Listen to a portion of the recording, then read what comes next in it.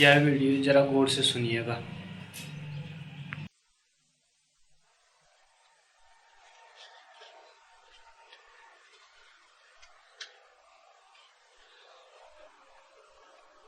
पहला प्रश्न,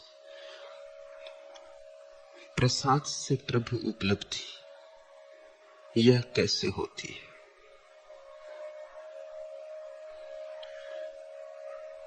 प्रयास है मनुष्य के अहंकार की छाया, प्रसाद है निरअहंकार दशा में उठी सुगंध। प्रयास से मिलता है क्षुद्र, आदमी की मुट्ठी बड़ी छोटी है।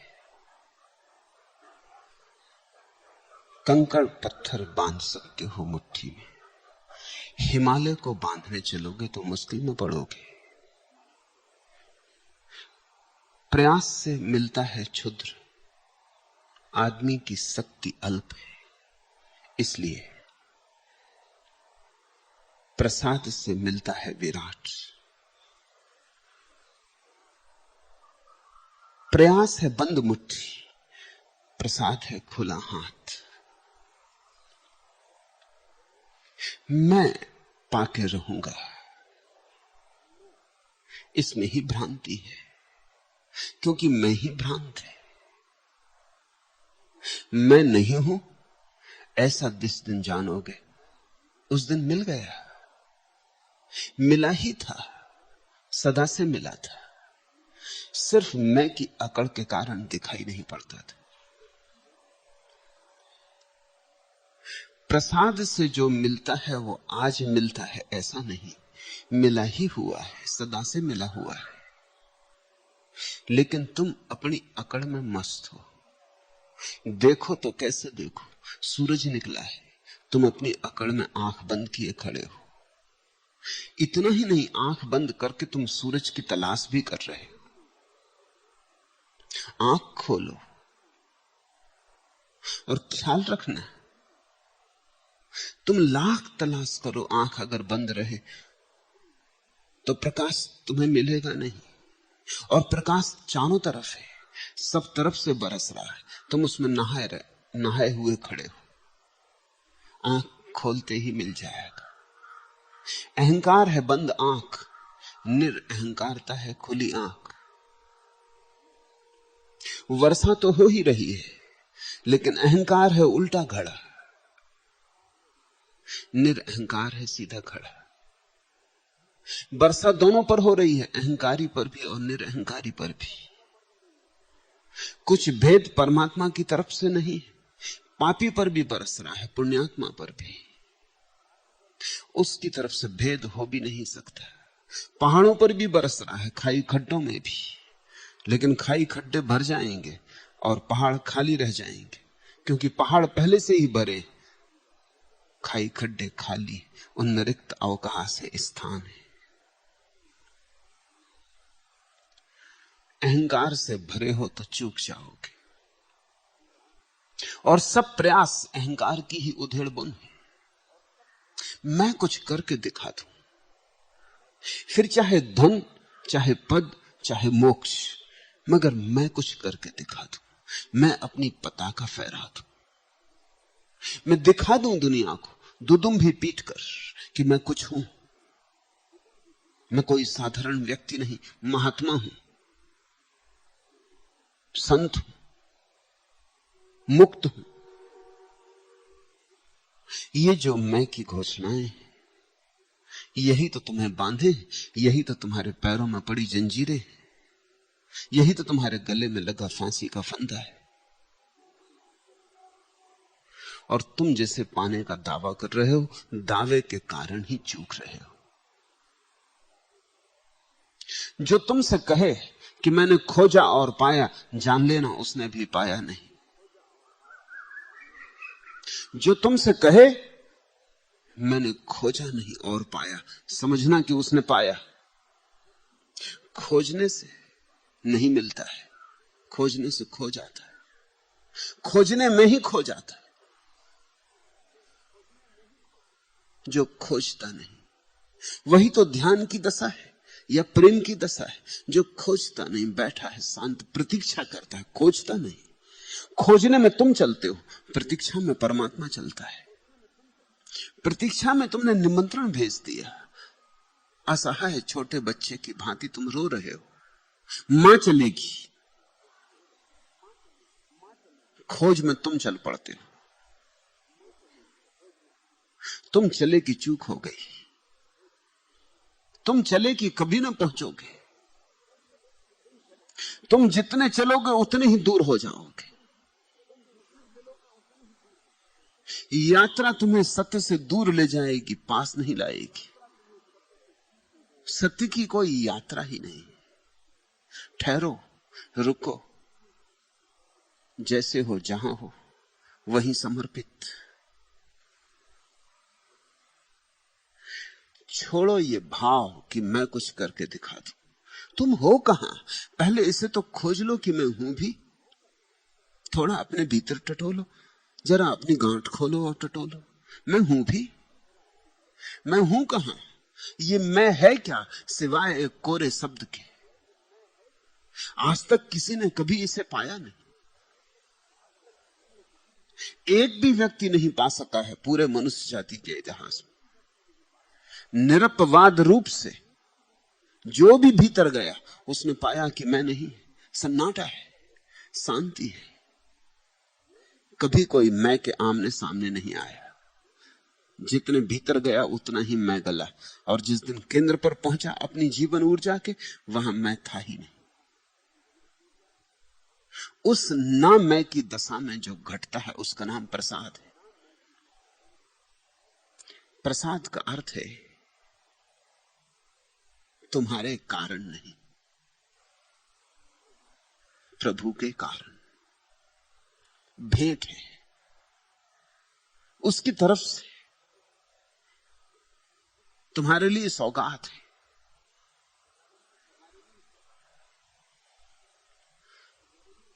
तुम पूछते हो प्रसाद से प्रभु उपलब्धि यह कैसे होती? प्रकरणात च, प्रकरणों में देखो, जब भी किसी को हुई है तब ऐसी ही हुई है। कभी तुमने देखा एक पक्षी तुम्हारे कमरे में घुस आता है, जिस द्वार से आया है वह खुला है इसलिए भीतर आ सका है, द्वार बंद होता तो भीतर ना आ सकता। और फिर खिड़की से टकराता, बंद खिड़की के कांच से टकराता, चौंचे मारता है, पर फड़फड़ाता है। जितना फड़फड़ाता है, जितना घबराता है, उतना बेचैन हुआ जाता है। और खिड़की बंद है, और टकराता है, लहूलुहान भी हो सकता है, पंख भी तोड़ ले सकता है। कभी तुमने बैठ के सोचा ये पक्षी कैसा मूड है? अभी दरवाजे से आया है और दरवाजा खुला है, अभी उसी दरवाजे से वापस भी जा सकता है, मगर बंद खिड़की से टकरा रहा है। प्रकरणात चा, वहां खोजना प्रकरण, वहां तुम्हें सांडिल्य का सूत्र याद करना चाहिए। ऐसा ही आदमी है। तुम इस जगत में आए हो, तुम अपने को जगत में लाए नहीं हो, आए हो, वही प्रसाद का सूत्र है। तुमने अपने को निर्मित नहीं किया है। ये जीवन तुम्हारा कर्तव्य नहीं है, तुम्हारा कृत्य नहीं है, ये दान है, ये परमात्मा का प्रसाद है। ये द्वार खुला है जहां से तुम आए। तुमसे किसी ने पूछा था जन्म के पहले कि महाराज आप होना चाहते? ना किसी ने पूछा, ना किसी ने ताचा। अचानक एक दिन तुमने पाया कि आंखें खुली हैं, श्वास चली, जीवन की भेंट उतरी। अचानक एक क्षण तुमने अपने को जीवित पाया, सारे जगत को रस विमुक्त पाया। इसे तुमने चुपचाप स्वीकार कर लिया। तुमने कभी इस पर सोचा भी नहीं कि मुझसे किसी ने पूछा नहीं, मैंने निर्णय किया नहीं। यह जीवन सौगात है, प्रसाद है। यहीं से दरवाजा खुला जहां से तुम आए, और अब तुम प्रयास की बंद खिड़की पर सिर मार रहे हो, पंख तोड़े डाल रहे हो। जहां से आए हो, जैसे आए हो, उसी में सूत्र खोजो। और ऐसा नहीं है कि तुम जब आए थे तब प्रसाद मिला था, रोज प्रसाद मिल रहा है। ये श्वास तुम्हारे भीतर आती जाती, लेकिन तुम कहते हो मैं श्वास ले रहा हूं। अहमन्यता की भी सीमा होती। विक्षिप्त बातें मत कहो। तुम क्या सांस लोगे? सांस लेना तुम्हारे हाथ में होता तो तुम मरोगे ही नहीं कभी। फिर तुम सांस लेते ही चले जाओगे। मौत दरवाजे पे आके खड़ी रहेगी, यमदूत बैठे रहेंगे और तुम श्वास लेते रहोगे। श्वास तुम्हारे हाथ में नहीं है। तुमने एक भी श्वास नहीं ली है कभी। श्वास तुम्हें ले रही है, तुम श्वास को लेते हो। ये तुम्हारा कृत्य है। तो आधी घड़ी को बंद कर दो, क्योंकि जो कृत्य है वो बंद भी किया जा सकता है। तो आधी घड़ी श्वास मत लो, देखे क्षण भी नहीं बीतेंगे और तुम पाओगे कि बेचैनी इतनी भयंकर हुई जा रही। श्वास भीतर आना चाहती, द्वार पर दस्तक दे रही, और तुम ना आने दोगे तो भी आएगी। और एक दिन तुम लाना चाहोगे और नहीं आना तो नहीं आएगी। न रोक सकते हो श्वास तुम, न ले सकते हो श्वास तुम। श्वास चल रही, अपने से चल रही। इसलिए तो रात नींद में भी चलती है। नहीं तो नींद में तुम्हें याद रखना पड़े, बार बार आंख खोल खोल के देखना पड़े कि श्वास ले रहा हूं कि नहीं ले रहा हूं। कहीं नींद में भूल ना जाऊं श्वास लेना, नहीं तो मारे गए। फिर तो कोई सो भी ना सकेगा निश्चिंत। पति सोएगा तो पत्नी जाग के देखेगी, और पत्नी सोएगी तो पति जाग के देखता रहेगा कि कहीं सांस लेना ना भूल जाए। फिर भी रोज भूल चुके होंगे, रोज दुर्घटनाएं होंगी कि आज फला मर गए, आज ढिका मर गए, रात सांस लेना भूल गए। पर नींद में याद भी कौन रखेगा? लेकिन नींद में भी श्वास चलती है। जब तुम प्रगाढ़ निद्रा में डूबे हो, जब तुम्हें अपना भी पता नहीं कि तुम हो या नहीं, स्वप्न भी नहीं चलता तुम्हारे चित्त पर, सब खो गया है, अहंकार है ही नहीं। गहरी निद्रा में कहां अहंकार? इसलिए तो पतंजलि ने कहा कि सुसुप्ति और समाधि एक जैसे हैं। इस अर्थ में एक जैसे हैं कि दोनों में अहंकार नहीं होता। तुम हो कहां गहरी निद्रा में? सब सीमाएं समाप्त हो गई, तुम शून्यवत हो। लेकिन फिर भी श्वास चल रही, सब काम चल रहा है। पेट में पाचन चल रहा है, खून की धारा बह रही है, हड्डी मांस मज्जा बन रहा है, सब चल रहा है। पैर पर एक कीड़ा चढ़ने लगेगा, पैर उसे झटक देगा और तुम हो ही नहीं। और सुबह तुम बता भी ना सकोगे कि रात एक कीड़ा चढ़ा था और मैंने झटक दिया था, तुम्हें याद भी नहीं। एक मच्छर भिनभिनाएगा, हाथ से तुम हटा दोगे। ये सब चल रहा है और तुम नहीं हो। कर्म चल रहा है और करता नहीं है। यही है सूत्र प्रसाद का। श्वास में है, सुसुप्ति में है। तुम अगर अपने जीवन को थोड़ा परखो, पहचानो, जांचो, तो तुम्हें जगह जगह प्रकरण मिल जाएगा। सब हो रहा है। जहां जीवन भी हो रहा है, प्रेम भी हो रहा है, श्वास भी चल रही है, वहां परमात्मा भी हो सकेगा। मेरे किए नहीं, मेरे किए कुछ भी नहीं हो रहा है। इसका यह अर्थ नहीं कि मैं तुमसे कहता हूं कि तुम्हारे किए क्षुद्र नहीं हो रहा है। विराट नहीं होता, तुम्हारे किए क्षुद्र होता है। धन कमाओगे तो ही पाओगे, पद की चेष्टा करोगे अथक तो ही पाओगे, शायद तो भी ना पाओ। प्रतिस्पर्धा करोगे, गला घोंट प्रतिस्पर्धा में उतरोगे, दूसरों की लाशों पर चढ़ोगे, तब कहीं किसी पद पर, किसी कुर्सी पर पहुंच पाओगे। ये तुम्हारे किए से होगा। परमात्मा क्षुद्र की भेंट नहीं देता। परमात्मा की भेंट क्षुद्र हो भी नहीं सकती। जब तुम्हें धन मिलता है वो तुम्हारा ही प्रयास है, जब तुम्हें पद मिलता है वो तुम्हारा ही प्रयास है। क्षुद्र प्रयास है, विराट प्रसाद है। अगर तुम प्रयास में ही लगे रहे तो तुम क्षुद्र को ही जोड़ के मर जाओगे। हो सकता है बड़ा तुम्हारा साम्राज्य हो, सारी पृथ्वी पर तुम्हारा राज्य, मगर क्षुद्र ही होगा सब। तुम मरोगे दरिद्र। विराट को पाए बिना कोई समृद्ध नहीं होता। और कौन पाता है विराट को? वही पाता है विराट को जिसे ये सत्य दिखाई पड़ता है कि मेरे किए क्या हो सकता है, मैं हूं कहां, मैं नहीं हूं। ऐसी प्रतीति जिसकी सघन हो जाती, वहां प्रसाद बरसता है। यह कैसे होता है सो तो मैं भी नहीं जानता। प्रत्न के अभाव में होता है, अनमने किसी भाव में होता है, गहरे किसी चाव में होता है, हां घाव में भी होता है, मगर वह सिर्फ अपना ना हो, कोरा कोई सपना ना हो। प्रसाद अनिर्वचनीय तत्व है। इस जगत में अज्ञात की किरण है। मनुष्य के जीवन में वह द्वार है जहां से हम आए, और उसी द्वार से बाहर जाना हो सकता है, और वह द्वार सदा खुला है। लेकिन हम खिड़कियों पर, बंद खिड़कियों पर सिर मार रहे हैं। तुम्हें पक्षी को देख के दया आती, तुम सोचते हो मूढ़, अरे मूढ़, दरवाजे से क्यों नहीं निकलता? तुम्हें अपने पे कब दया आएगी? क्योंकि आदमी भी ऐसा ही मूढ़ है।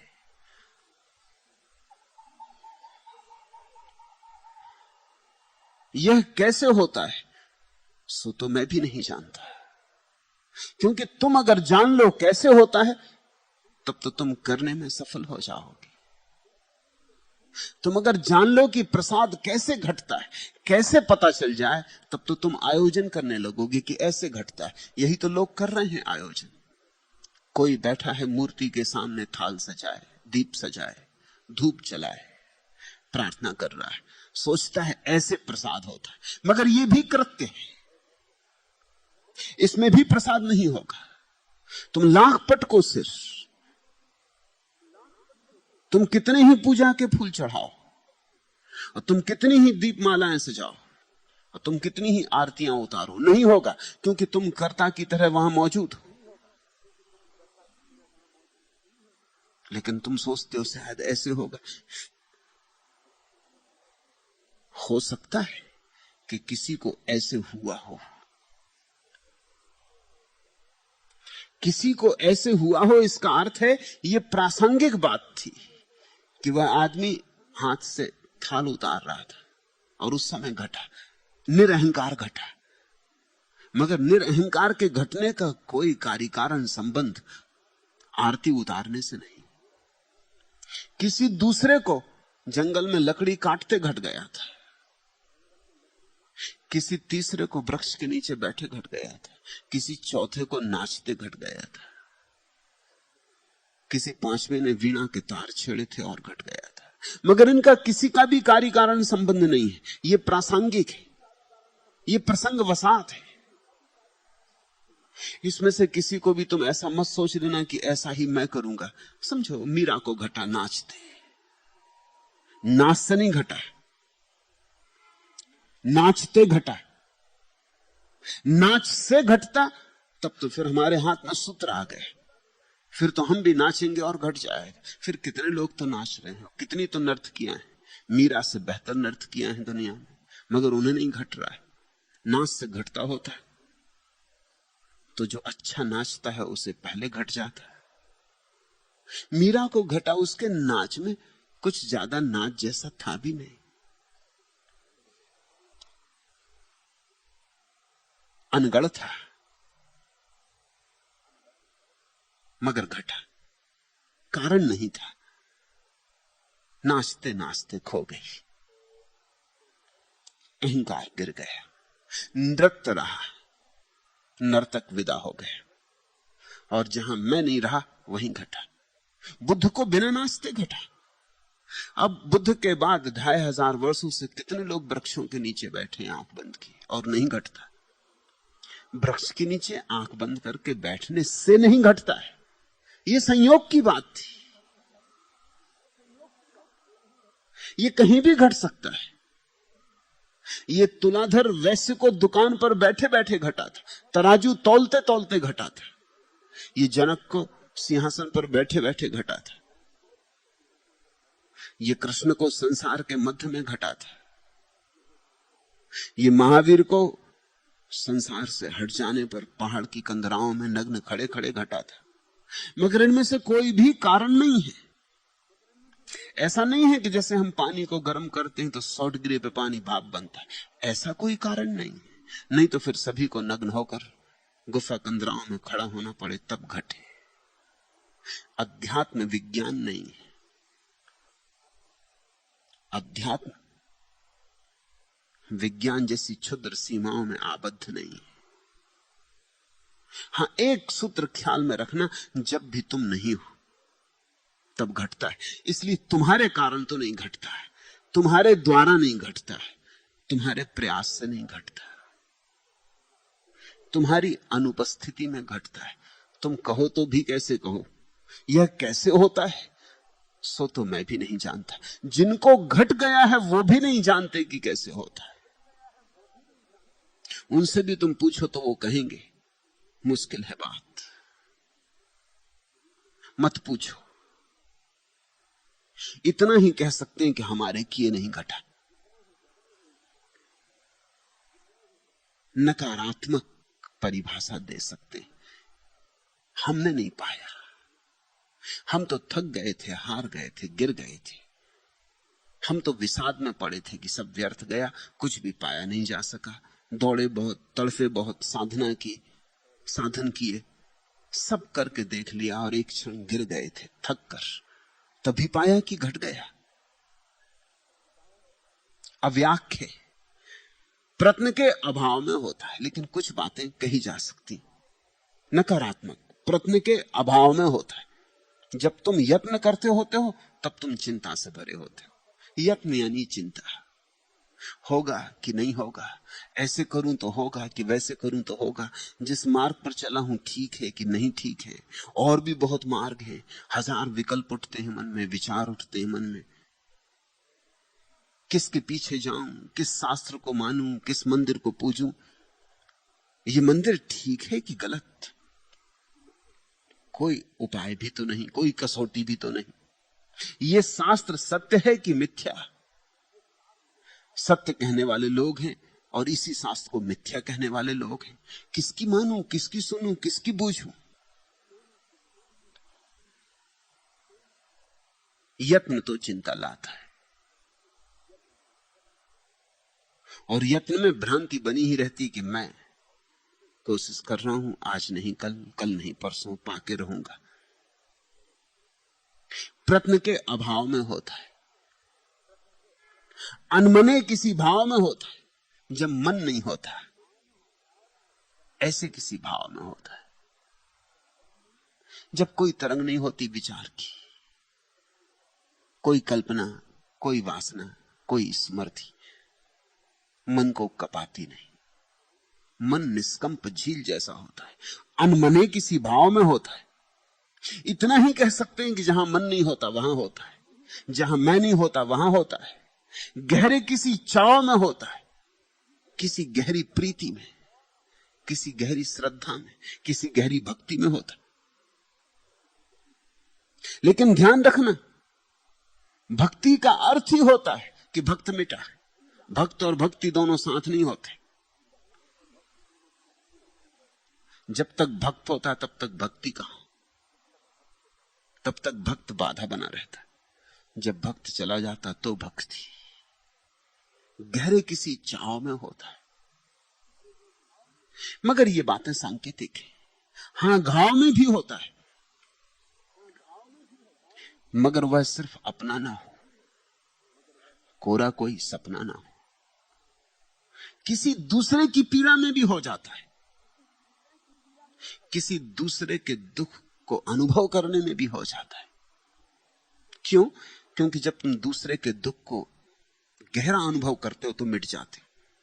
असल में दूसरे का दुख अनुभव करने के लिए तुम्हें मिटना ही होगा। वो फिर अहंकार का ही त्याग है। जब तक तुम हो तब तक तुम दूसरे का दुख अनुभव ना कर सकोगे। तुम मिटे तो दूसरे का दुख अनुभव होता है। जीसस भी ठीक ही कहते हैं कि सेवा से होता है। सेवा का अर्थ है दूसरे के दुख की प्रतीति, ऐसी जैसे अपना हो, इतनी समानुभूति। हाँ, घाव में भी होता है, मगर वह सिर्फ अपना ना हो, क्योंकि अपना घाव हो तो वो अहंकार में ही अटका रहता है। अपना घाव अपना ही घाव, मैं की तरफ, मैं की ही तरफ है, मगर वह सिर्फ अपना ना हो, कोरा कोई सपना ना हो, सत्य हो, वास्तविक हो, सहानुभूति झूठी ना हो, कोरी ना हो, बात बात की ना हो, हार्दिक हो, अस्तित्वगत हो। तो कभी कभी तब भी हो जाता है, चाव में हो जाता है गहरे, घाव में हो जाता है गहरे, अनमने भाव में हो जाता है, प्रत्न के अभाव में हो जाता है। पूछते हो प्रसाद से प्रभु उपलब्धि कैसे, यह कैसे होती? इतना ही कहा जा सकता है, प्रत्न की व्यर्थता समझो, प्रत्न की असारता समझो। सांडिल कहते हैं दृष्टत्ववात चाह, ऐसा ही देखने में आता है। कैसा देखने में आता है? कभी तुमने देखा किसी आदमी को राह पर देखा, चेहरा पहचान में आ गया,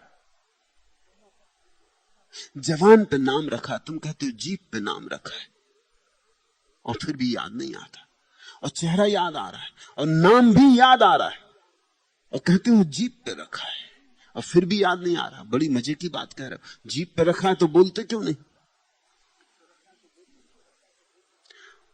फिर भी मैं मानता हूं कि तुम ठीक ही कह रहे हो, जीप पे रखा है वो भी अनुभव है, और नहीं आता ये भी साथ है, और आदमी पहचाना हुआ है ये भी पक्का है। तुम बड़ी उधेड़बुन करते हो, तुम बड़ा सिर मारते हो, तुम पहेली बूझने की कोशिश करते हो, इधर से उधर से स्मृति में ताकते हो, झांकते हो, उधेड़बुन करते हो, परतें उलटते हो, गड्ढा खोदते हो स्मृति में कि कहीं से सूत्र मिल जाए, कहीं से कोई सहारा मिल जाए, और जितना तुम सहारा खोजते हो उतना ही मुश्किल होता जाता है। बात तो साफ होने लगती है कि याद है, याद है, जबान पर रखा है, बिल्कुल रखा है, अभी निकल पड़े ऐसा है, और फिर भी पकड़ में नहीं आता। फिर तुम थक गए, फिर तुमने सोचा छोड़ो भी, बाढ़ में जाने दो, करना भी क्या है। तुम मुंह फेर के अपने घर चल पड़े, और अचानक जब तुम कोई प्रयास नहीं कर रहे थे, छोड़ ही चुके थे बात, भूल ही चुके थे बात, राह में लगे फिल्म का पोस्टर पढ़ रहे थे, अचानक नाम याद आ गया।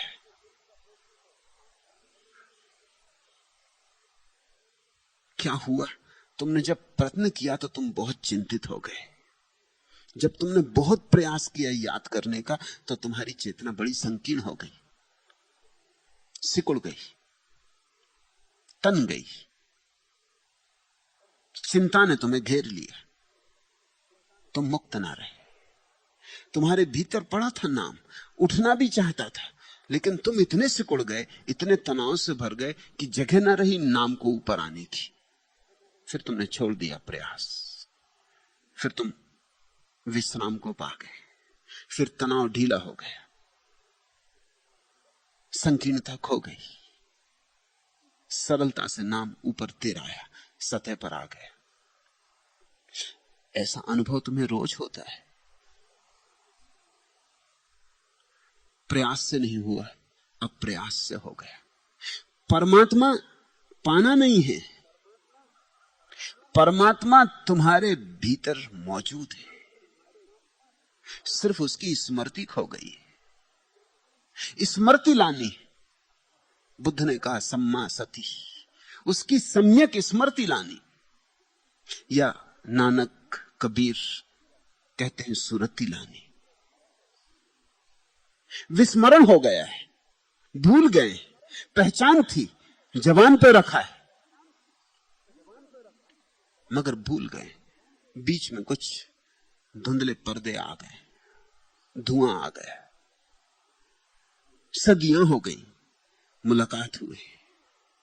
परमात्मा को तुम जानते तो हो ही, क्योंकि उससे ही आए हो।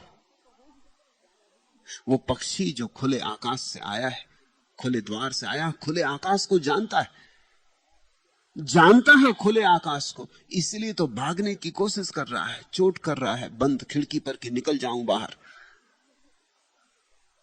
तुम भी जन्मों से बंद दरवाजों पर चोटें कर रहे हो, और एक दरवाजा सदा खुला हुआ है।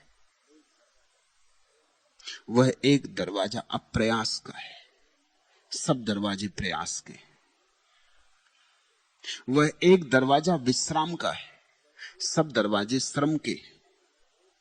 वह एक दरवाजा समर्पण का है, सब दरवाजे संकल्प के। तुम थोड़ा विश्राम करो,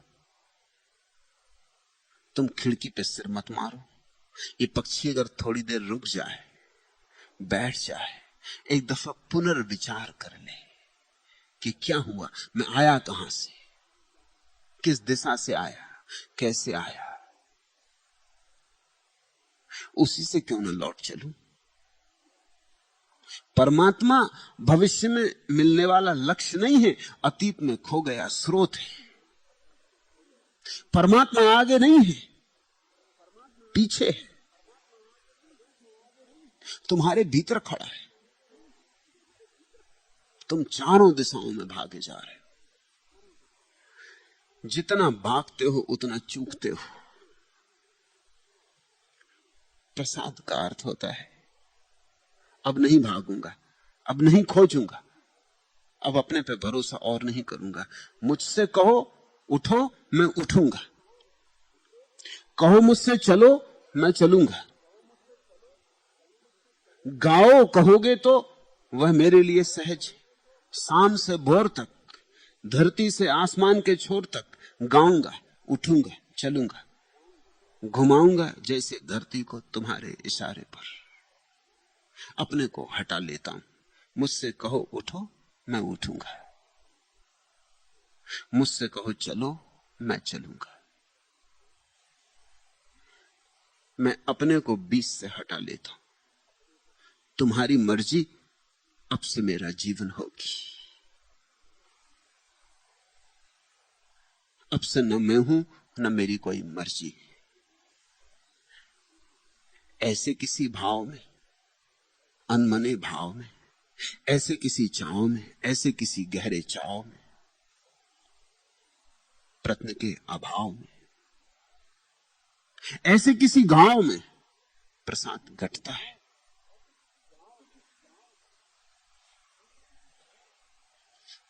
तुम थोड़ी जगह खाली करो, तुम जरा बीच से हटो। तुम्हारे अतिरिक्त और कोई बाधा नहीं। और उलझाव बढ़ता चला जाता है, क्योंकि तुम इसी बाधा को साधन बना रहे हो। उलझाव बढ़ता चला जाता है कि जो बीमारी है उसी को तुम औषधि समझ रहे हो। व्याधि को जिसने औषधि समझ लिया, उसकी विडंबना भयंकर है। समझ के तो तुम पीते हो औषधि और पीते हो व्याधि, तो व्याधि बढ़ती चली जाती। तुम्हारे अतिरिक्त तुम्हारा और कोई दुश्मन नहीं, मगर तुम सोचते हो कि मैं मेरा मित्र और सारी दुनिया मेरी दुश्मन।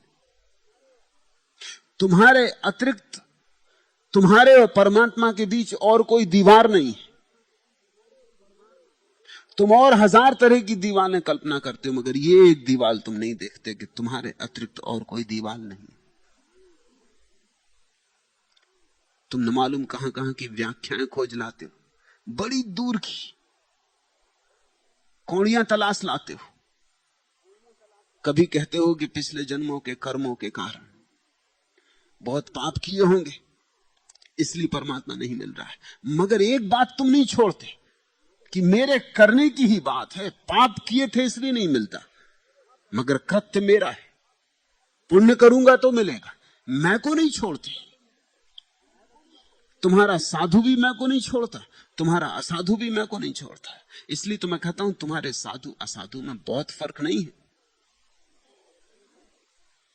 तुम्हारे साधु असाधु में इतनी फर्क है कि एक आदमी पैर के बल खड़ा है और उसी के बगल में दूसरा आदमी, वैसा का वैसा आदमी, सिर के बल खड़ा हो गया। बस इतना ही फर्क है। तुम्हारे पापी में और तुम्हारे पुण्यात्मा में कोई फर्क नहीं। पापी सोचता है पाप कर रहा हूं, पुण्यात्मा सोचता है पुण्य कर रहा हूं, मगर कर्ता का भाव दोनों में अवशिष्ट है। और जो रोक रहा है वह कर्ता का भाव है। मेरा मन एक वन है इस घड़ी, जिसमें से गंधवाही तुम्हारे समीरण का झोंका गुजर रहा है। उसे करते हुए अस्थिर और भरते हुए उसमें प्रबाल वर्णी छंद वेणु बंधी स्वर। तुम अपने को ऐसा समझो जैसा बांसों का वन हवा का झोंका गुजर रहा है, सारे वन को कपाता हुआ, नए स्वरों को जगाता हुआ। एक एक पत्ते से संगीत झर रहा है, नाद हो रहा है, ओंकार जग रहा है। तुम अपने को ऐसा ही समझो वेणुवन, जिसमें ऊर्जा परमात्मा की है, जिसमें प्रवाह उसका है। वही बोलता, वही चलता, वही उठता। तुम अपने को हटा लो और तुम अपने को हटाते ही पाओगे बन गए तुम वेणु। गीत उसके तुमसे बरसने लगे, बन गए तुम वेणु। वेणु बनने की कला प्रसाद पाने की कला है। खाली, भीतर से कोरे। बांसुरी में भीतर कुछ भी नहीं होता। पोला बांस ही तो बांसुरी है, पोलापन ही तो उसका सारा राज है। पोली है बांसुरी, इसलिए तो गीत को ले आती है। जिस दिन तुम पोले बांस की तरह हो जाओगे, उसी दिन परमात्मा का गीत तुमसे झरने लगेगा। गीत तो अभी भी बहने को तत्पर है, मगर तुम भरे हो। और तुम किससे भरे हो? तुमसे ही भरे हो। मैं के अतिरिक्त तुम्हारा और कोई भराव नहीं। मैं गया कि तुम शून्य हुए। उस महाशून्य में प्रसाद की वर्षा है। उस महाशून्य में तुम्हारे हाथ पसर जाएंगे, सारा ब्रह्मांड तुम पर बरस उठेगा। सब मिल सकता है, एक तुम खो जाओ। इतनी कीमत चुका दो। भक्ति का सारा सार इतनी छोटी सी बात में। भक्त मिट जाए तो भगवान हो जाए।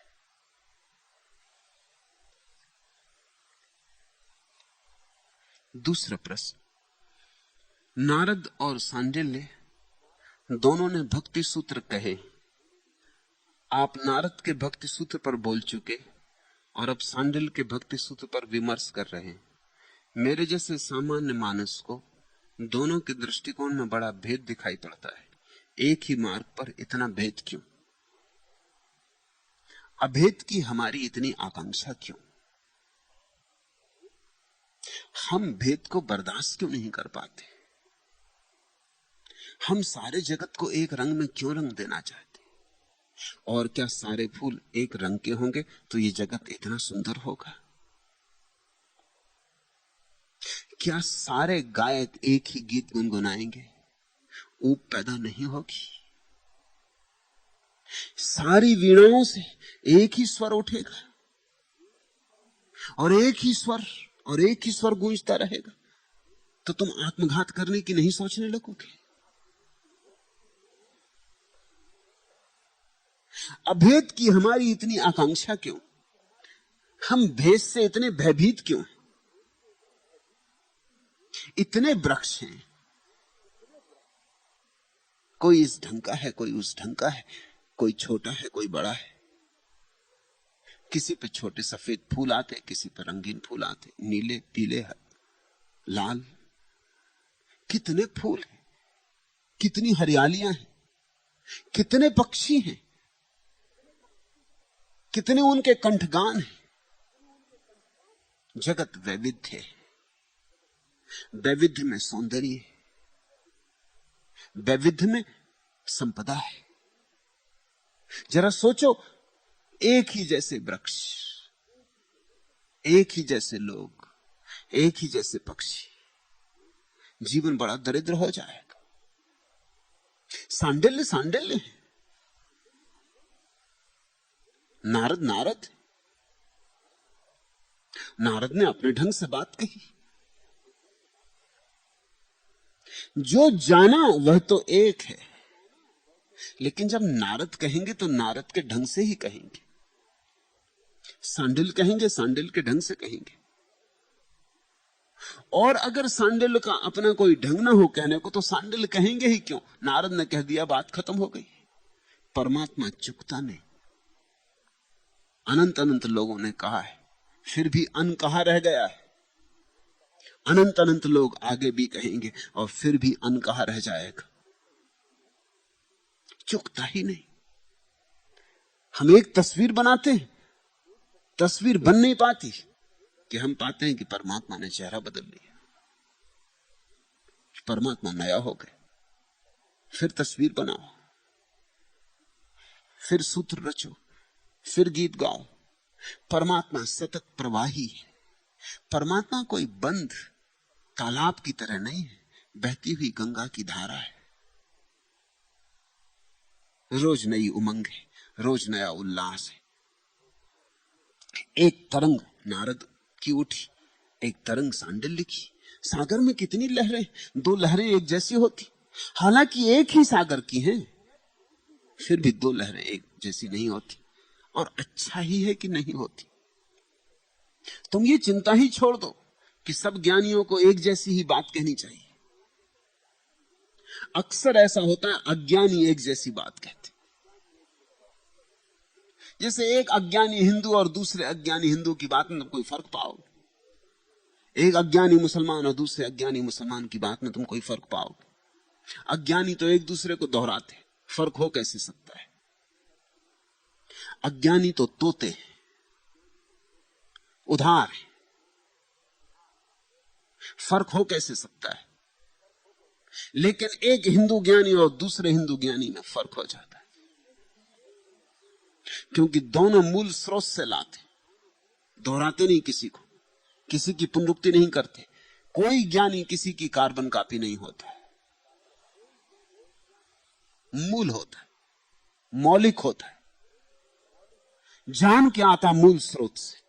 और जब दोहराता है तो उसका गीत ऐसा होता है जैसा पहले कभी किसी ने नहीं गाया। इसलिए तो गाने योग्य होता है, नहीं तो सांडिल क्यों परेशान हो? कह दिया नारद ने, सांडिल कह देते बस ठीक है, वही ठीक है। तुमने उस वकील की कहानी सुनी?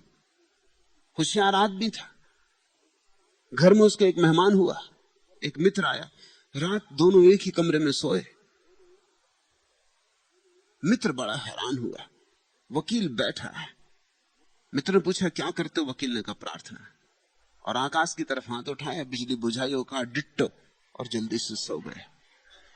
मित्र ने पूछा कि कैसी प्रार्थना? बहुत प्रार्थनाएं सुनी, डिट्टो। वकील ने कहा रोज रोज वही वही क्या दोहराना? कल भी की थी, परसों भी की थी, एक दफा कर दी, अब रोज तो डिट्टो कह देते हैं, वो समझ जाते होंगे। भगवान को इतनी अकल तो होगी ही, अब उसी को क्या दोहराना? अगर नारद की ही बात सांडिल को कहनी थी तो कह देते डिट्टो, बात खत्म हो गई। नारद के सूत्र पे अपने दस्तखत भी कर देते। लेकिन सांडिल को अपना गीत गाना था। ये जगत बड़ा सृजनात्मक है।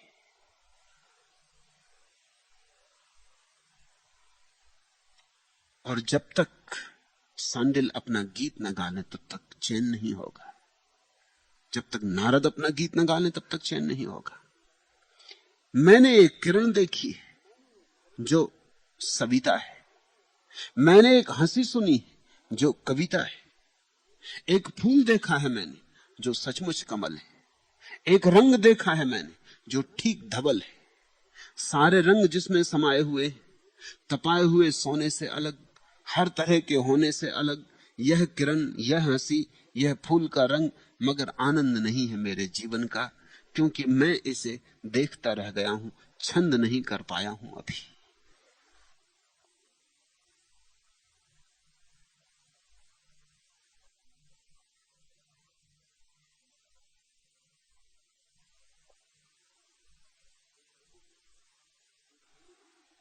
देख लेने से ही कुछ नहीं होता।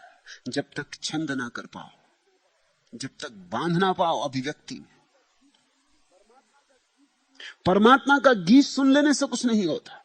जब तक गीत तुमसे बहे ना और पहुंच ना जाए लोगों तक, तब तक अधूरा रहता है, तब तक बात पूरी नहीं हुई।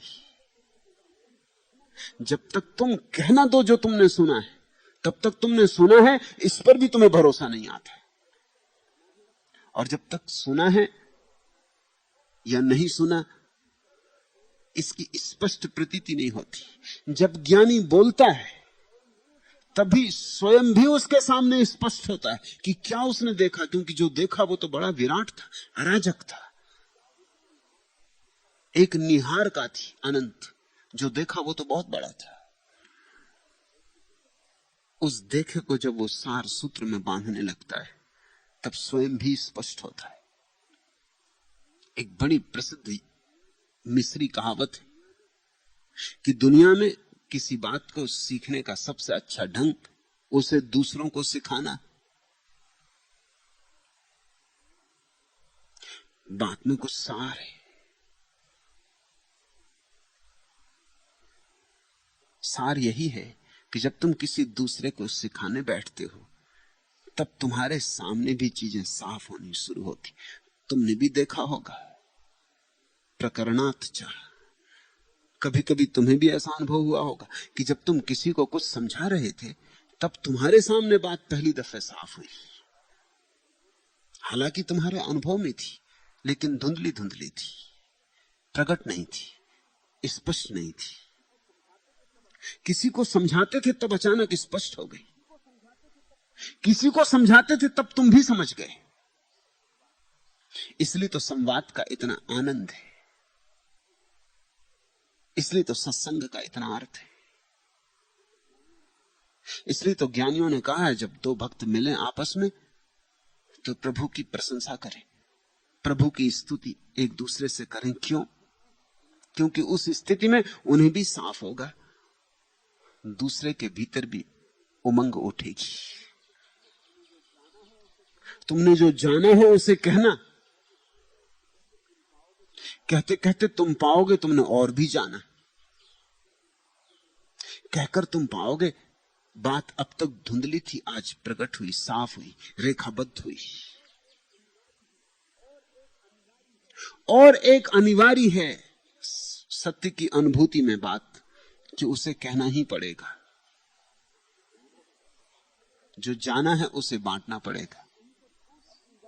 नहीं तो फूल अपनी गंध को अपने भीतर ही रख लेते, नहीं तो दिया अपनी रोशनी को अपने भीतर ही बंद कर लेता, नहीं तो बादल अपने जल पर पहरा बिठा देते। लेकिन बादल बरसेंगे, बरसना ही होगा। तुम ये मत सोचना कि जब धरती प्यासी होती है तो धरती ही तड़फती बादलों के लिए, बादल भी तड़फते हैं प्यासी धरती के लिए। उतनी ही तड़फ दोनों तरफ, आग दोनों तरफ। इधर धरती तड़फती है कि पानी मिले, उधर बादल तड़फता है कि कोई प्यासा मिले। बादल भी बोझिल हो जाता है।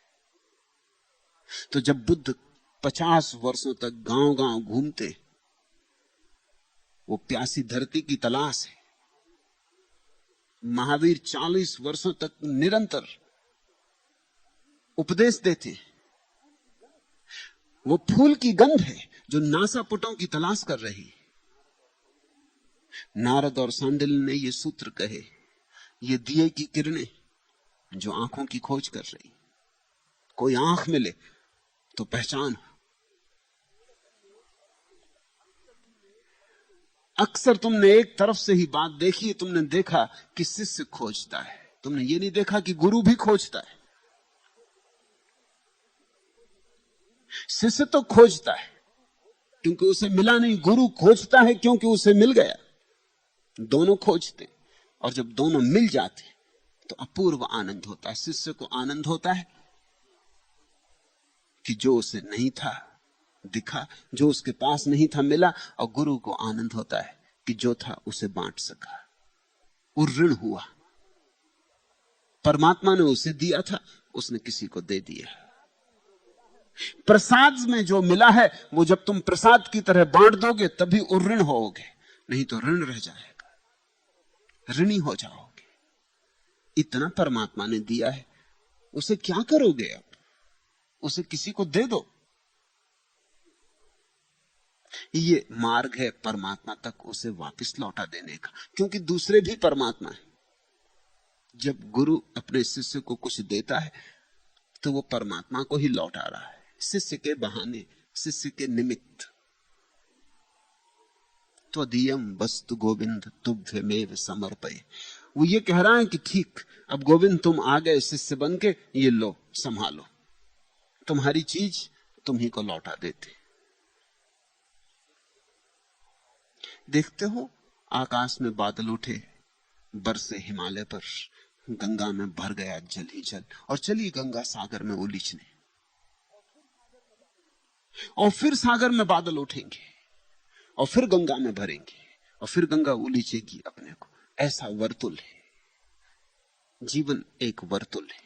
जो मिला है देना पड़ेगा। गंगा कहे कि क्यों दूं, बामुश्किल तो मिलता है, महीनों प्रतीक्षा करती हूं तब कहीं वर्षा के मेघ गिरते, आषाढ़ आता है, नहीं दूंगी, रोक रखूंगी।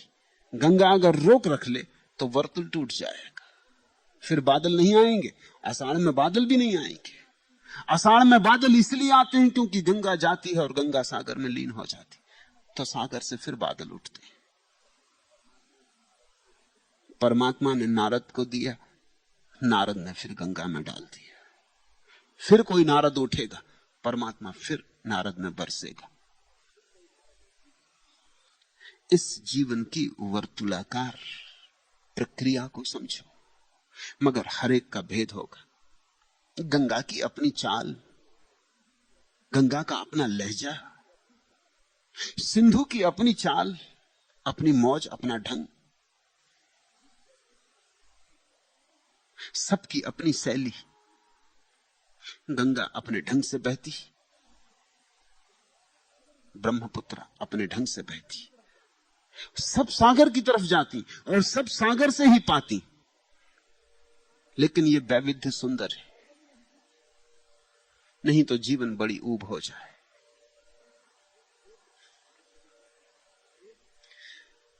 भेद अभिव्यक्ति का है, अनुभूति का नहीं। जो जाना है वह एक है।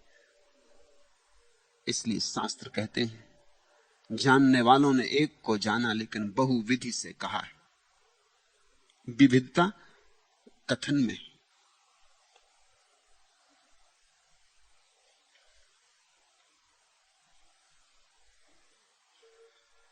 तीसरा प्रश्न, दर्शन शास्त्र में इतनी उलझने क्यों है? दर्शन में उलझन नहीं, शास्त्र में तो उलझन होगी। शास्त्र का मतलब ही होता है उलझन। शास्त्र का अर्थ होता है सिद्धांत, तर्क, शब्द। दर्शन तो साफ सीधा है। दर्शन का तो अर्थ होता है दृष्टि, देखने की क्षमता।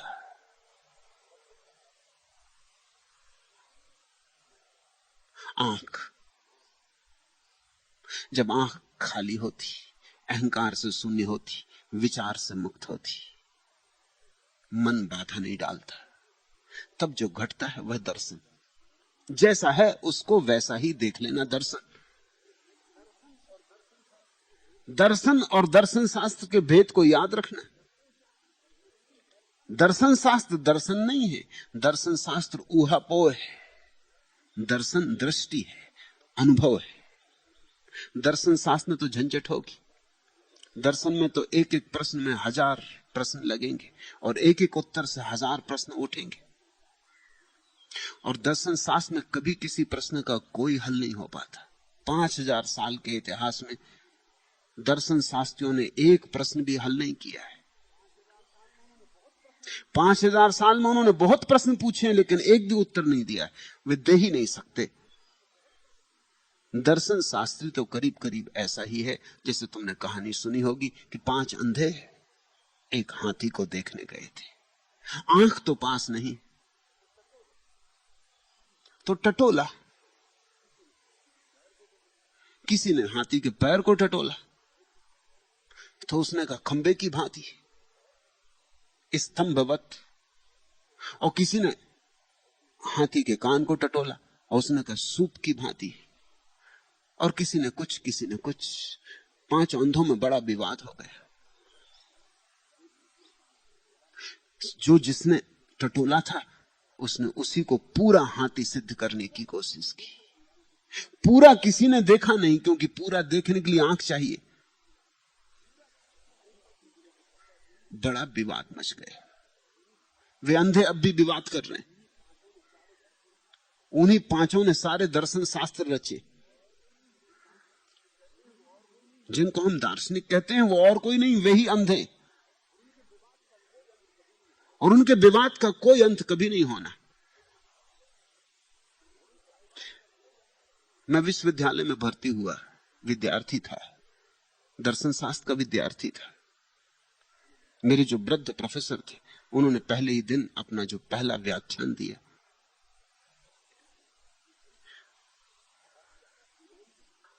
वो बड़ा प्यारा था। वेदांती थे वे और मानते थे कि जगत माया है। मगर मेरे साथ उनकी झंझट हो गई। उन्होंने उदाहरण बड़ा अच्छा लिया था। उन्होंने उदाहरण लिया था जगत को माया सिद्ध करने के लिए, बड़ा वैज्ञानिक उदाहरण लिया था। उन्होंने कहा जैसे समझो न्यागरा का जलप्रपात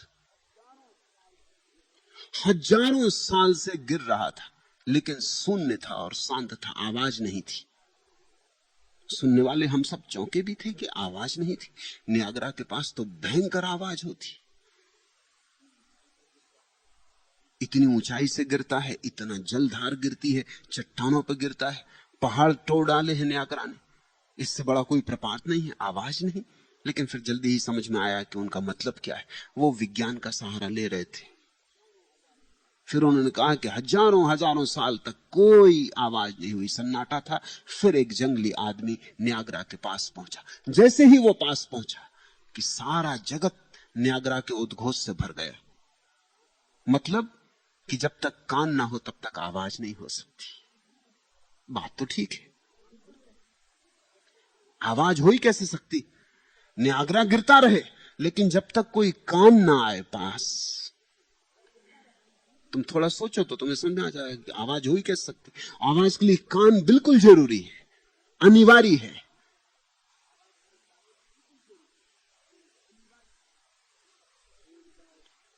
हम सब विद्यार्थी चौंके थे कि बात तो ठीक है। फिर उन्होंने कहा और अब तक कोई रंग न था न्यागरा में।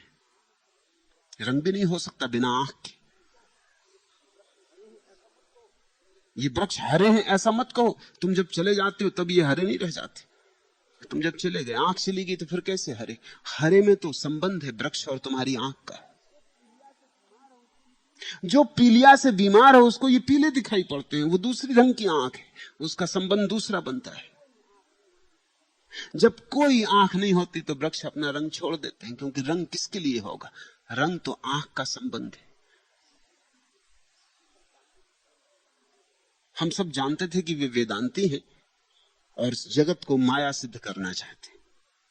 तो उन्होंने कहा कि देखते हो, न तो रंग है न्यागरा में कोई, न ध्वनि है कोई। ध्वनि और रंग दोनों आदमी के सिर में। वो जो आदमी आया था, दोनों घटनाएं उसके सिर में घटी। मुझे झंझट की आदत रही। मैं खड़ा हो गया, मैंने उनसे पूछा कि आप कहते हैं कि ध्वनि नहीं बाहर। उन्होंने कहा ठीक। रंग नहीं बाहर। उन्होंने कहा ठीक। वे बहुत प्रसन्न थे कि एक विद्यार्थी शिष्य मिला। मैंने पूछा सब सिर के भीतर? उन्होंने कहा बिल्कुल ठीक हो। मैंने कहा सिर सिर के बाहर है या सिर के भीतर? वो थोड़े बेचैन हुए। अब झंझट।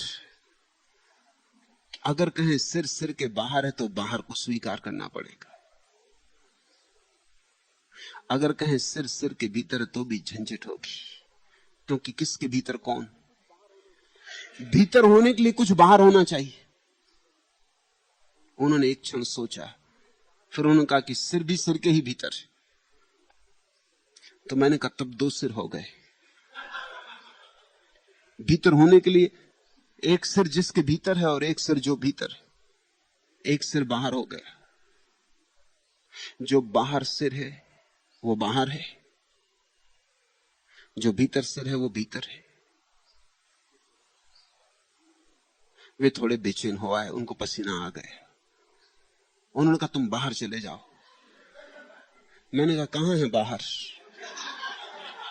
आपके सिर में कि मेरे सिर में? मैं जाऊं कहां? वो तो इतने नाराज हो गए, सब वेदांत वगैरह भूल गए। वो चिल्लाने लगे निकल जाओ। मैंने कहा आप चिल्लाते रहे, मगर मैं निकल के जाऊं कहां? आपकी आवाज भी मेरे सिर के भीतर है, बाहर भी मेरे सिर के भीतर है, आप भी मेरे सिर के भीतर है, मैं आपके सिर के भीतर हूं। बहुत झंझट है, उलझाव है बहुत। मैंने उनसे कहा ये तो ऐसा हुआ कि एक चूहा अपनी पोल में घुसा, और जब पोल में घुस गया तो उसने खींच के अपनी पोल को भी अपने भीतर कर लिया। अब मैं पूछता हूं कि पोल चूहे के भीतर है कि चूहा पोल के भीतर है? पहले चूहा पोल के भीतर गया, तब तक बात ठीक है। फिर उसने खींच के पोल को भी अपने भीतर कर लिया। अब जिस पोल को उसने अपने भीतर किया उसके वो भीतर था, तो अब चूहा कहां है? वो तो एकदम क्लास छोड़ दी। उन्होंने तो जाके इस्तीफा लिख दिया। उन्होंने कहा या तो ये विद्यार्थी पढ़े या मैं पढ़ाऊं, दोनों साथ नहीं चल सकते। ये झंझटी। मुझे बुलाया प्रिंसिपल ने, उन्होंने कहा कि क्या झंझट है? मैंने कहा झंझट नहीं, ये दर्शन शास्त्र है।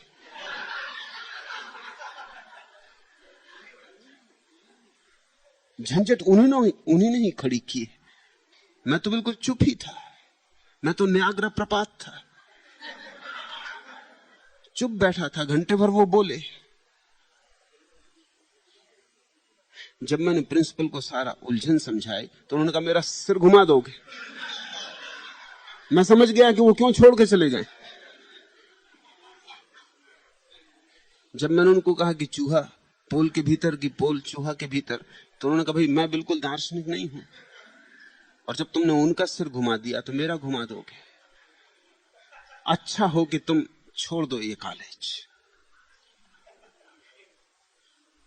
मैंने कहा फिर मैं दर्शन शास्त्र कहां पढ़ूंगा?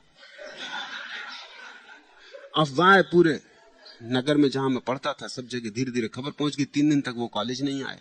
उन्होंने तो जिद्दी कर ली, और उनकी जिद ठीक भी थी। मैं भी जानता हूं कि वो उन्होंने ठीक ही किया, क्योंकि ये बात आगे बढ़ नहीं सकती थी, मैं वहीं अटकाए रखता। या तो उनको स्वीकार करना पड़े कि बाहर है, जो वो कर नहीं सकते थे। वो बड़े बर्कले के मानने वाले और शंकर के मानने वाले वेदांती थे, विज्ञानवादी थे, वो मान नहीं सकते थे। और जब तक वो मान न ले तब तक मैं छोड़ सकता नहीं था। प्रिंसिपल ने मुझे बहुत समझाया कि बूढ़े आदमी है वो, और मैं जानता हूं कि तुम्हारा कोई कसूर नहीं, उन्हीं ने समस्या उठाई, ये भी ठीक है, लेकिन उनको हम छोड़ना भी नहीं चाहते, प्रतिष्ठित हैं। तुम किसी दूसरे कॉलेज में भर्ती हो जाओ। मुझे कोई दूसरा कॉलेज जगह देने को राजी नहीं। वो कहे पहले ये लिख के दो कि प्रश्न तो नहीं उठाओगे। दर्शन शास्त्र तो झंझट है। तुमने प्रश्न उठाया कि झंझट शुरू हुई, उत्तर दिया कि झंझट और बढ़ी, फिर कोई अंत नहीं। लेकिन दर्शन झंझट नहीं। धर्म का रस दर्शन में है, दर्शन शास्त्र में नहीं। और भक्ति का रस तो दर्शन से भी गहरा जाता है, देखने में ही नहीं, होने में। ये बड़ी अलग बात है। दर्शन शास्त्र का रस तो सिर्फ यही है कि सोचो, विचारो, जिज्ञासा करो, तर्क बिठाओ, समाधान, समस्याएं। कहीं पहुंचता नहीं आदमी, ये जाल बढ़ता चला जाता है, ये ढेर बड़ा हो जाता है, इसमें आदमी विक्षिप्त हो सकता है। इसलिए अगर दार्शनिक विक्षिप्त हो जाते हैं तो कुछ आश्चर्य नहीं। दार्शनिक होने के लिए बड़ी प्रगाढ़ मेधा चाहिए, नहीं तो विक्षिप्त हो ही जाओगे। धर्म की आकांक्षा दर्शन में है, देखना चाहता है धर्म, सोचना नहीं, देखना। भक्ति की आकांक्षा और भी गहरी है। देखना भी क्या, देखने से भी क्या होगा। सोचने से गहरा है देखना, देखने से भी गहरा है होना। भक्त तो भगवान होना चाहता है, भक्त तो भगवत्ता को अनुभव करना चाहता है। देखा वह भी तो दूर रह गया। इसलिए सांडिल ने कहा कि भक्त चाहता है न ज्ञान न दर्शन, समस्त रूप से एक हो जाना, एकात्म भाव।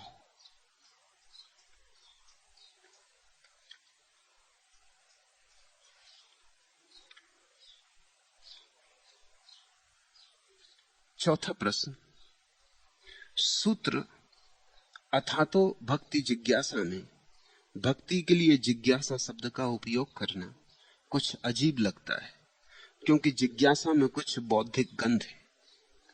क्या जिज्ञासा में फर्क है, ज्ञान की जिज्ञासा में और भक्ति की जिज्ञासा में? क्या प्रेम भी विस्मय और रस विभोरता की जगह जिज्ञासा बन सकता है? शब्द में कोई अर्थ नहीं होता, अर्थ तो तुम डालते हो वही हो जाता है। शब्द तो कृत्रिम है, काम चलाऊ है।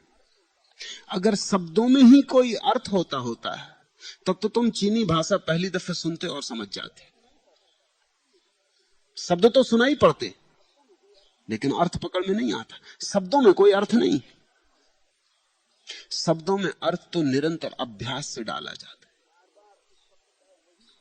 तुम बार बार उस शब्द का वही अर्थ मान के चलते हो, बार बार वही अर्थ प्रयोग करते हो, तो धीरे धीरे वही अर्थ घनीभूत हो जाता है। लेकिन शब्द में कोई अर्थ नहीं। एक ही शब्द का अलग अलग लोग अलग अलग अर्थ कर सकते हैं, और अलग अलग परंपराएं एक ही शब्द का अलग अलग अर्थ करती। जैसे जिज्ञासा शब्द, ज्ञानी इसका उपयोग करता है खोजबीन के अर्थ में, बौद्धिक अर्थ में। भक्त इसका अर्थ करता है खोजबीन के ही अर्थ में, लेकिन अस्तित्वगत खोजबीन। जानना ही नहीं चाहता, होना चाहता, होने की जिज्ञासा। शब्द अपने आप में कोई नियत अर्थ नहीं रखते, अर्थ तो प्रयोग से निर्णीत होता है। इसलिए तुम ऐसा भी पाओगे कि जो शब्द एक परंपरा में एक अर्थ रखता है, दूसरी परंपरा में दूसरा अर्थ रखता है। जैसे दर्शन शब्द हिंदू परंपरा में अर्थ रखता है दृष्टि, जैन परंपरा में अर्थ रखता है श्रद्धा। सम्यक दर्शन का जहां जैन परंपरा उपयोग करती, वहां अर्थ होता है सम्यक श्रद्धान, वहां दृष्टि अर्थ नहीं होता। उनका भी कारण है, वे कहते हैं जो देख लिया उसमें श्रद्धा आ जाती, वो फिर दृष्टि नहीं रह जाती, श्रद्धा बन जाती। जो देख लिया ठीक से वो श्रद्धा का अंग हो गया।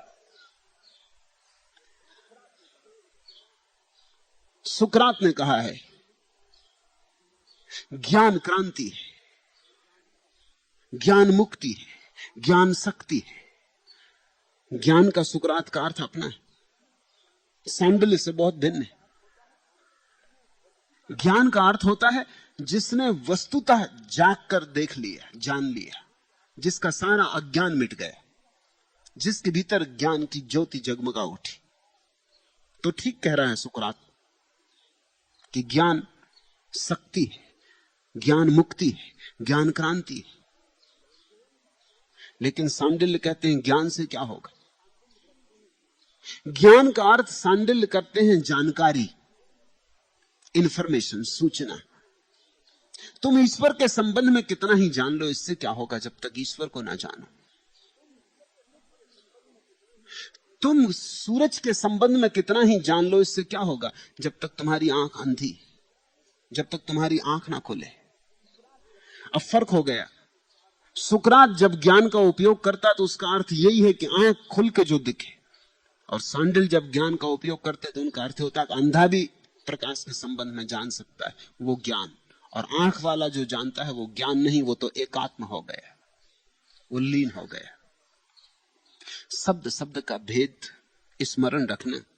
तुम पूछते हो सूत्र अथातो भक्ति जिज्ञासा में भक्ति के लिए जिज्ञासा शब्द का उपयोग करना कुछ अजीब लगता है। वो अजीब तुम्हें अपनी आदत के कारण लगता होगा। तुम्हें सांडिल के साथ चलना पड़ेगा। तुम्हें सांडिल के शब्दों का अर्थ पकड़ना होगा। सांडिल्य के साथ सहानुभूति रखनी होगी। तुम अपना अर्थ मत डालो, नहीं तो सांडिल्य के साथ संबंध छूट जाएगा। तुम कहते हो क्योंकि जिज्ञासा में कुछ बौद्धिक गंध है। वो बौद्धिक गंध तुम्हें दिखाई पड़ रही, सांडिल्य को नहीं। सांडिल्य को बुद्धि से कुछ लेना देना नहीं। सांडिल्य की सारी जिज्ञासा हार्दिक है। 3 तल हो सकते हैं जिज्ञासा के, बौद्धिक, हार्दिक, अस्तित्वगत। सांडिल्य की जिज्ञासा हार्दिक है। भक्ति हृदय से शुरू होती, अस्तित्व पर पूर्ण होती। ज्ञान का मार्ग मस्तिष्क से शुरू होता है, हृदय में प्रवेश करता है, अस्तित्व पर पहुंचता है। भक्ति का मार्ग बुद्धि को छोड़ ही देता है एक किनारे। वो शुरू ही हृदय से होता है और सीधा अस्तित्व की यात्रा करता है। ध्यान का मार्ग हृदय से भी शुरू नहीं होता, वो बुद्धि को भी छोड़ देता है, हृदय को भी छोड़ देता है। वो सीधी छलांग लेता है अस्तित्व में। वो सीढ़ियों को हटा ही देता है, छलांग। तो जब ध्यानी कहेगा जिज्ञासा, तो उसका अर्थ होगा अस्तित्व की जिज्ञासा। प्रेमी कहेगा जिज्ञासा, उसका अर्थ होगा हृदय की, भाव की जिज्ञासा। ज्ञानी कहेगा जिज्ञासा, उसका अर्थ होगा विचारना, ऊहापोह। एक डॉक्टर की प्रैक्टिस काफी चलती थी। जगह छोटी पड़ने लगी तो उसे दूसरी मंजिल पर उसी मकान में बड़ा स्थान मिल गया। तो वो पहली मंजिल से हट के दूसरी पे चला गया। लेकिन दूसरी पे जाने के बाद उसकी प्रैक्टिस एकदम मर गई। लोग आते ही ना, उसके अपने मरीज भी दूसरों के पास जाने लगे। वो बड़ा हैरान था। उसने एक दिन मरीज से पूछा कि बात क्या है।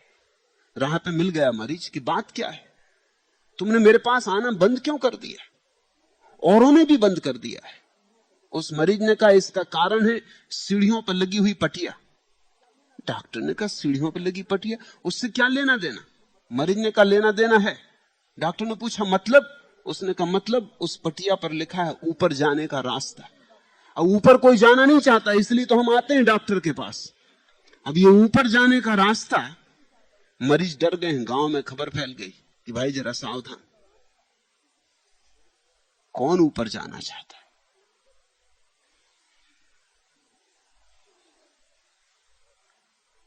एक धर्म सभा में धर्म गुरु ने लोगों को समझाया कि कौन कौन स्वर्ग जाना चाहते, हाथ उठा दे। सबने हाथ उठा दिए, सिर्फ मुल्ला नसरुद्दीन बैठा रहा। उसने दोबारा पूछा, वो जरा हैरान हुआ। उसने कहा नसरुद्दीन सुना या नहीं, झपकी लेते हो, स्वर्ग जाना है कि नहीं। नसरुद्दीन फिर भी बैठा रहा। तब उसने दूसरा सवाल पूछा कि जो नर्क जाना चाहते वो हाथ उठा दे। किसी ने हाथ नहीं उठाया, मुल्ला ने भी नहीं उठाया। तब उस धर्मगुरु ने पूछा कि तुम आखिर जाना कहां चाहते हो। उसने कहा मैं अपने घर जाना चाहता हूं। जब घर से चलने लगा तो पत्नी ने कहा था मस्जिद से सीधे घर आना, नहीं तो टांग तोड़ दूंगी। कोई स्वर्ग जाए कोई नर्क जाए, मुझे घर जाना है, मैं टांग नहीं तोड़वाना चाहता। अपने अपने भाव हैं, अपने अपने शब्दों के अर्थ हैं। मैं यहां पिछले 2 या 3 दिन पहले भक्ति का अर्थ कहा माधुरी।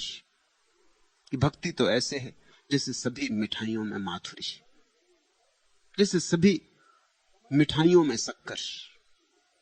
कमल ने दूसरे दिन एक प्रश्न लिख के भेज दिया कि पहले आश्रम के भोजनालय में दही में शक्कर मिलती थी, अब क्यों नहीं मिलती। उसको याद आ गई होगी शक्कर शब्द सुन के। मैं किस शक्कर की समझा रहा हूं, तुम्हें कौन सी शक्कर याद आ रही। मगर अपने अपने अर्थ हैं।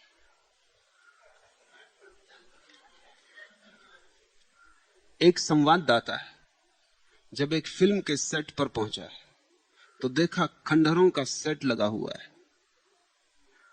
बेहोश अभिनेत्री पड़ी है, टूटी कुर्सियां, टूटी मेजें, सेट की टूटी हुई दीवारें और खिड़कियों के बीच हाँफता हुआ हीरो खड़ा है। निर्देशक भी बेहोश है, असिस्टेंट, लाइटमैन वगैरह सब चुप खड़े। सिर्फ हीरो का सेक्रेटरी निश्चिंत खड़ा सिगरेट पी रहा है। संवाददाता ने पूछा, यह सब क्या? सेट की दीवारें टूटी हुई हैं, लोगों की यह हालत, यह सब कैसे हुआ? हीरो का लड़ाई के दृश्य में इन्वॉल्वमेंट बढ़ गया था। सेक्रेटरी बोला, इतना ज्यादा इन्वॉल्वमेंट कैसे हो गया? सेक्रेटरी ने कहा, इंस्टॉलमेंट नहीं मिला था। अपने शब्द हैं, अपने अर्थ हैं। वित्त विभाग के एक अधिकारी को, जो अविवाहित थे, किसी भी विभाग की धन संबंधी मांगों में बड़ा अड़ंगा लगाने की आदत थी। वे विभागों द्वारा आई हुई फाइलों पर यह लिखकर कि यह बताने का कष्ट करें कि पहले आपका काम कैसे चलता था, वापस कर देते थे। इसी बीच उनका विवाह निश्चित हुआ। उन्होंने सभी को शादी के कार्ड भेजे। दूसरे दिन सभी कार्ड वापस आ गए और सब पर यही लिखा था, यह बताने का कष्ट करें कि पहले आपका काम कैसे चलता था। शब्दों का अर्थ संदर्भ में होता है, शब्दों का अर्थ संदर्भ के बाहर नहीं होता। सांडिल्य का जिज्ञासा से अर्थ है हार्दिक जिज्ञासा। आखिरी प्रश्न, मैं संन्यास लेना चाहता हूं, लेकिन मित्र और परिजन बाधा बन रहे हैं, मैं क्या करूं? वे मित्र ना होंगे और वे परिजन भी नहीं। जो तुम्हें स्वतंत्रता ना दे स्वयं होने की, वे मित्र भी नहीं हो सकते, परिजन भी नहीं हो सकते। मित्रता का अर्थ ही यही है कि हम दूसरे को इतना चाहते हैं कि वो जो होना चाहे हम उसे स्वतंत्रता देंगे। और परिजन का अर्थ यही है कि तुम जिस दिशा में जाना चाहो, जहां तुम्हारा आनंद हो, हमारे आशीर्वाद तुम्हारे साथ होंगे, चाहे हम विचार से राजी ना भी हो। प्रेम मुक्ति देता है और जो मुक्ति ना दे वह प्रेम नहीं है। मैं तुमसे कहता नहीं कि तुम संन्यास लो, मैं तुमसे इतना ही कहना चाहूंगा, जो तुम्हारी अंतर भावना हो, हिम्मत से उस पर बढ़ो। संन्यास की हो तो, संसार की हो तो। दूसरे को निर्णायक मत बनाओ, दूसरे के हाथ में निर्णय मत दो, अन्यथा तुम अपने जीवन को नष्ट कर लोगे। तुम्हारा जीवन तुम्हारा है, तुम इसे अपने ढंग से जियो।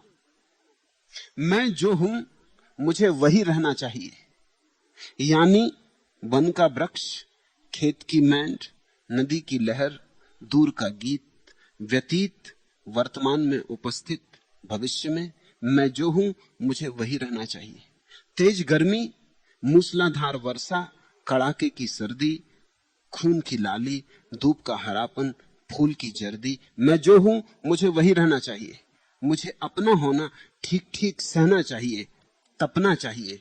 अगर लोहा हूं तो हल बनने के लिए, बीज हूं तो गड़ना चाहिए फूल बनने के लिए। मैं जो हूं मुझे वही बनना चाहिए। धारा हूं अंततः सलीला, तो मुझे कुएं के रूप में खनना चाहिए, ठीक जरूरतमंद हाथों से।